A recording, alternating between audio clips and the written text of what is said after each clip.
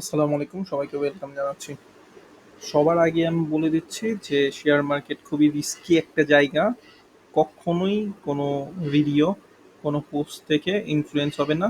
আর সে অনুযায়ী আপনারা ট্রেড করবেন না, সেল বাই করবেন না। আপনাদের যে ইনভেস্টমেন্ট সেটা আপনাদের নিজস্ব, সো আপনাদের নিজস্ব চিন্তা অনুযায়ী সেল বাই করবেন। আমি হচ্ছে এডুকেশনাল পারপাসে ভিডিওটা বা অ্যানালাইসিসটা আর কি দেওয়ার চেষ্টা করতেছি। এখান থেকে কোনো সেল বাই ডিরেকশন না, এটা শুধু আমার ব্যক্তিগত চিন্তা ভাবনা আমি শেয়ার করতেছি লার্নিং এর পারপাসে। তো আজকে হচ্ছে আমি একটু দেশ গার্মেন্টস নিয়ে একটু আলোচনা করব। দেশ গার্মেন্টস অবশ্যই বর্তমানে তার যে ফান্ডামেন্টাল, সে ফান্ডামেন্টাল দিক থেকে খুবই দুর্বল একটা পজিশনে আছে। প্রথম কথা হচ্ছে এটা ফান্ডামেন্টাল দিকটা আমরা যদি দেখতে চাই, অবশ্যই আপনারা ফান্ডামেন্টাল দিকটা দেখে নিয়ে ইপিএস হচ্ছে 1 টাকার নিচে, বাট এটা হচ্ছে লো পেড হওয়ার কারণে বর্তমানে তার প্রাইস হচ্ছে 122 টাকার দিকে আছে। আর মেইনলি দেশ গার্মেন্টসের বর্তমান যে পজিশনটা, সেটা একটা র্যালি করার পর কারেকশন করছে, কারেকশন করার পর এবং সে হচ্ছে এখনো নেগেটিভ জায়গার মধ্যেই আছে। সে কত দূর যাবে বা কত নিচে নামবে সে ব্যাপারে আলোচনা করব না আমি। সেটা অবশ্যই তার ডিরেকশন বা গতিবিধির ওপর ডিপেন্ড করবে যে কোথায় যাবে বা কোথায় নামবে। আমি যে জিনিসটা একটু দেখানোর চেষ্টা করব সেটা হচ্ছে তার ভলিউমের যে ব্যাপারটা। আমি যা দেখা যায়, অর্থাৎ যা দেখা যাচ্ছে আমি সেটা নিয়ে আলোচনা করব। যা হবে সেটা আমি জানিও না, আর সেটা জানার চেষ্টাও করব না। সেটা ডিপেন্ড করবে হচ্ছে সিমটমের ওপর। সিমটমগুলো কি? এখানে হচ্ছে আমরা যদি একটু দেখি, একটা ভলিউমের ক্যান্ডেল আমি দেখতে পাচ্ছি, যেটা হচ্ছে তার প্রিভিয়াস সব রেকর্ড ব্রেক করছে।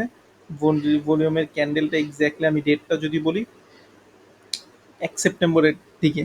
1 সেপ্টেম্বরের দিকে তার ভলিউম ছিল হচ্ছে প্রায় 6 লাখের মতো, 5,92,000, 5,92,000, 7,000, 5,92,700 এরকম আর কি। তো তারপর দিন থেকেই, অর্থাৎ সেই ক্যান্ডেলটা হওয়ার পর তারপর দিন থেকে আমরা রেড ক্যান্ডেল দেখতে পাচ্ছি এবং সেটা 148 টাকাকে টাচ করে একেবারে 122 টাকার দিকে চলে আসছে। এখন এইখানে আমরা আহ, একটা হিউজ ভলিউম, অর্থাৎ কোনো শেয়ার এরকম হয় যে শেয়ারটা হচ্ছে আপনার উপরের দিকে উঠে একটা বড় ক্যান্ডেল দেয়, ক্যান্ডেল দেওয়ার পর সে হচ্ছে নিচের দিকে নেমে যায়। অর্থাৎ সেখানে সেল করে, হিউজ পরিমাণ একটা সেল হয়, সেল করার পর নিচের দিকে চলে আসে, এমনটা হয়। এদিকে এটাও হইতে পারে, অস্বাভাবিক কিছু না। তবে আমি এটার আরেকটা মানে ভিন্ন একটা দিক দেখার চেষ্টা করব, যে এখানে আসলে ব্যাপারটা ভিন্ন দিকটা কি। আমি যদি দেখি যে এইখানে ইদানিং যে রিসেন্ট ভলিউমটা, এই ভলিউমটা প্রিভিয়াস যে ইয়ারগুলো, অর্থাৎ প্রিভিয়াস ইয়ার আমরা 2018, 17 বা ষোলো যদি দেখি, এই রকম হাই ভলিউম কখনো ট্রেড হয়নি, ষোলোতেও হয়নি।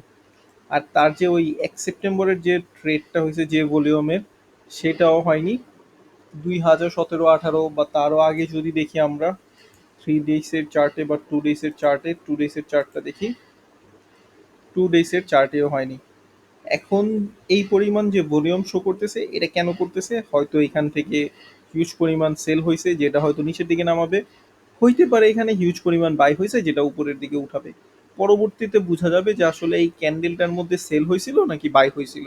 এখন আমরা এটা বলতে পারবো না।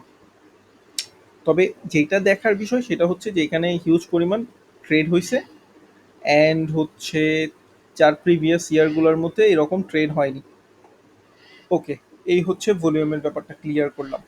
এখন আসেন দেখি যে যদি সেল হয় কখন ডাউন ট্রেন্ডে আসে, অর্থাৎ নিচের দিকে যখন পড়ে ভলিউমটা কি পরিমাণ থাকে এবং তারপর ভলিউমগুলো কেমন থাকে। আমরা এখান থেকে যদি দেখি, এটা একটা শার্প ফল। দেশ গার্মেন্টসে যে আপনি যতই দেখবেন শার্প ফল, মোটামুটি শার্প ফল হয়ে থাকে। আমি এই পর্যন্ত শার্প ফলই দেখছি, এই একটা শার্প ফল। তারপর হচ্ছে আরেকটা যদি দেখি, এই একটা শার্প ফল।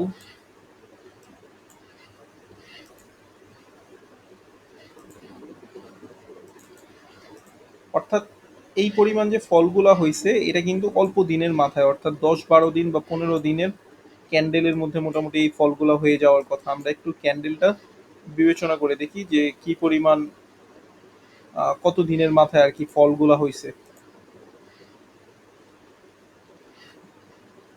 এখানে প্রাইসটা ছিল হচ্ছে 410 টাকা। 410 থেকে ফল হইছে, আমি শার্প ফলটা এই পর্যন্ত নিলাম 40 দিনের মধ্যে। আমি শার্প ফলটা এই পর্যন্ত নিলাম 40 দিনের মধ্যে। সে হচ্ছে 200 250 টাকায় বা 260 টাকার মধ্যে নিচে নামছে। 410 থেকে 40 দিনের মধ্যে, 1 মাসের মধ্যে হচ্ছে সে 50% নিচে নেমে গেছে।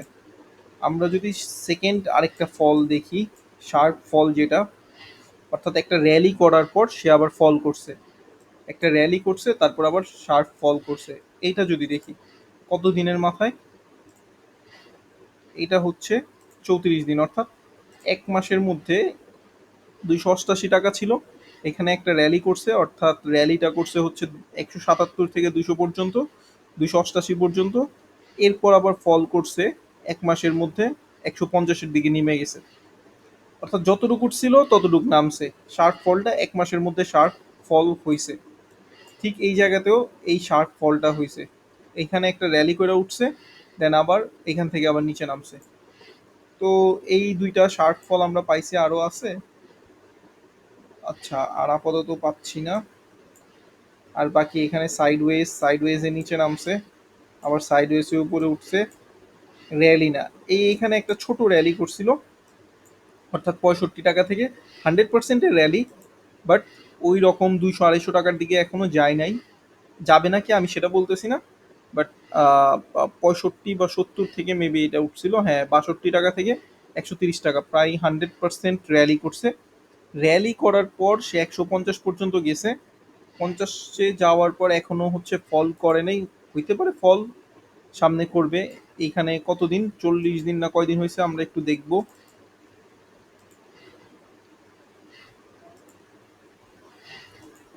20 দিনের মাথায় সে এখনো ফল 120 পর্যন্ত নামছে। তার আগে হচ্ছে টাচ করছিল 110, কেউ টাচ করছে। এখন এখানে যাদের হোল্ডিং এ আছে তারাও একটু কেয়ারফুল থাকবেন, আবার সামনে ট্রেড গুলো দেখার পরও একটু কেয়ারফুল থাকার কথা। এখানে ভলিউম আছে, ভালো কথা। আর শার্প ফল এখনো হয়নি, অর্থাৎ যদি হয় তাহলে কিন্তু দেখা যাবে যে নিচের দিকেই নামতে পারে। একটা তার যে প্রিভিয়াস হিস্টোরি, নিচের দিকেও নামার সম্ভাবনা আছে।